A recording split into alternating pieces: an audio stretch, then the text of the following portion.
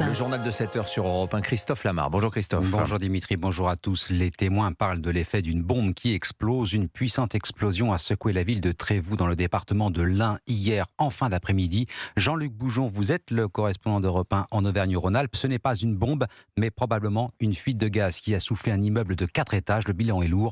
2 enfants de 3 et 5 ans ont été tués. Oui, une fuite de gaz qui se serait déclarée dans un appartement au rez-de-chaussée de l'immeuble et qui aurait soufflé une partie du bâtiment, provoquant la mort des 2 frères de 3 et 5 ans.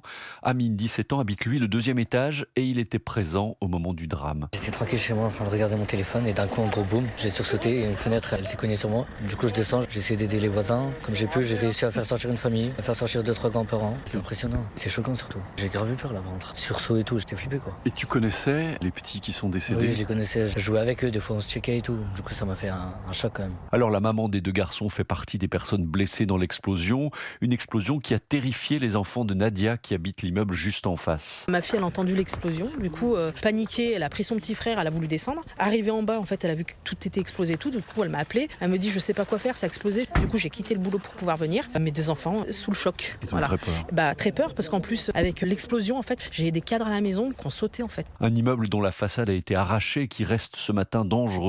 Une grande partie des occupants, soit une 50aine de personnes, a passé la nuit dans un gymnase de la commune. Une enquête a été ouverte. Jean-Luc Boujon, correspondant d'Europe 1 en Auvergne-Rhône-Alpes, et le ministre de l'Intérieur, Laurent Nunez, se rendra sur place à Trévoux dans la matinée avant de rejoindre Emmanuel Macron à Marseille.